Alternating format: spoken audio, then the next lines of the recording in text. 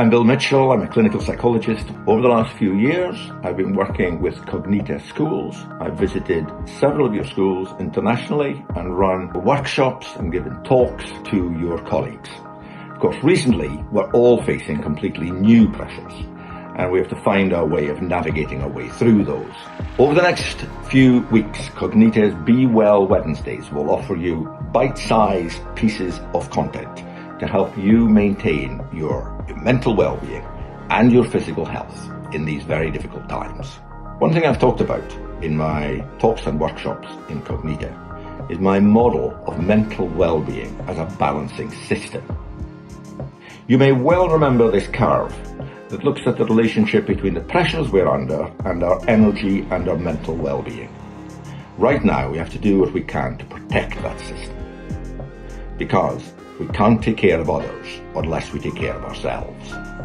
So right now, in addition to the usual pressures that you're under, we also have the unusual pressures of complete disruption to our routines, our dislocation from colleagues, friends and families, and the massive level of uncertainty that we're all experiencing. Add to that the way in which you tend to pressurize yourselves, your conscientiousness, your commitment, often your perfectionistic standards, makes it very difficult, and we all need a good system to balance all of that. The goal for all of us is to stay in the good zone of this curve, and the first part of this is a skill in self-awareness. Where are you on this curve? Are you in the good zone? A zone of energy, a zone of reasonable balance, a zone of feeling you're reasonably in control of the pressures you're under, even although you might be busy, a zone of good, stable mood? Or have you drifted? If you've drifted into the curve, you'll be aware of some subtle red flags that just indicate that you are no longer in the good zone. That could relate to your sleep habits, irritability, changes in mood, maybe higher levels of anxiety than normal, or maybe some physical signs that just tell you you have drifted gently into this pathway. To balance the pressures and keep us closer to the good place in this curve, there are three key building blocks we need to reinforce.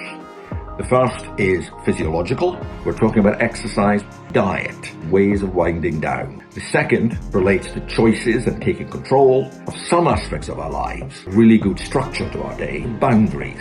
And the third relates to our attitudes and mindset. To make some compromises, be pragmatic, be a bit kinder to ourselves.